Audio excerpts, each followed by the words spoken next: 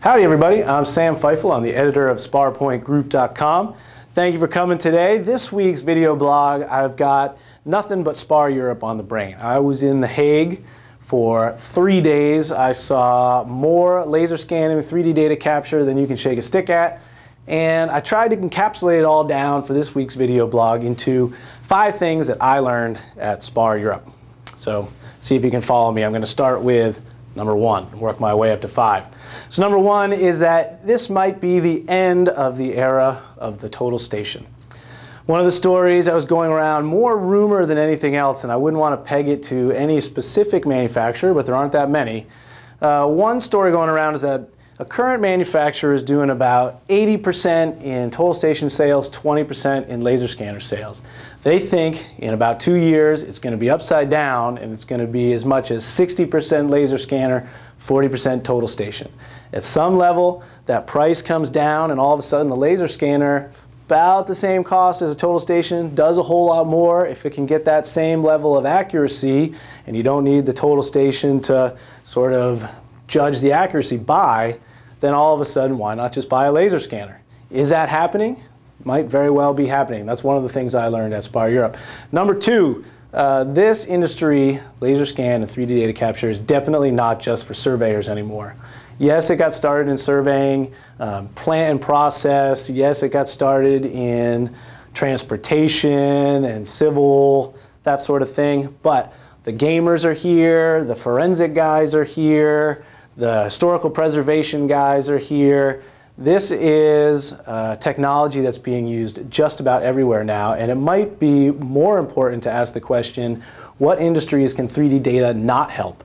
I think you're going to see a rapid proliferation of people asking for 3D data, and that can only be a good thing for the laser scan and 3D data acquisition industry. So number 3, one of the things I learned at SPAR Europe, my language skills are not very good. I could get please and thank you in German and Dutch out there, but as an American it's always a little bit sobering to go to Europe and realize that everybody else has 3 or 4 languages that they can converse in, and I tried not to be too embarrassed when people would just switch to their other language right in front of me, and you know, I felt a little bit like a 5th grade girl whose friends were talking Pig Latin in front of them. Number 4 thing that I learned is that there's no substitute for actually hearing from the people who are using the scan data on a regular basis. One of the best sessions, and people will hear me say this over and over again, is I had a one-on-one interview with Jacob Toft, who is the lead surveyor and lead laser scan data user for Maersk Oil. And he is the guy who's using this laser scan data to make sure that million-dollar mistakes don't happen on their oil rigs out in the North Sea. But to see him pull out his laptop, pull up the Navisworks, and do the exact thing that he does for his real job, does this 1-meter drill fit through this hole, or does it, as we see when it clashes with the point data, hit that handle? That's a really cool thing to watch happen. That really drives home the point that this is valuable information that everybody in this industry needs to have available to them. You know, you see that happen, all of a sudden you want that laser scan data. And finally, the 5th thing, and this is very related, that I learned at SPAR Europe, is there's no substitute for actually watching people perform the laser scanning or perform the 3D data capture for yourself.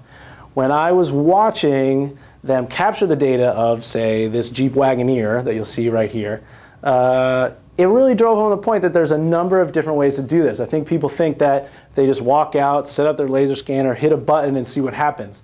But are you going to do targets or not? Where are you going to set up your stations? What RGB data are you going to try to collect? What's the goal that you have in mind for the deliverable that all of this data is going to create? All of those things, all those factors go into how you actually perform that laser scan. And I think being able to have all those live demonstrations at SPAR Europe, despite the fact that it was a scheduling nightmare, that was more than worth the effort, because I think it drove home for a lot of people just how much nuance there is to using a laser scanner. It's not commercialized yet. There is a skill to it, and there will be a skill to it for a long time. So that's 5 things right there. I'm sure that if you were at SPAR Europe, you drew way more things than that out of it.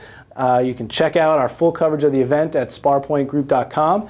And if you do have any questions about what went on there, or you want more information about any of these topics, please feel free to reach out to me via email.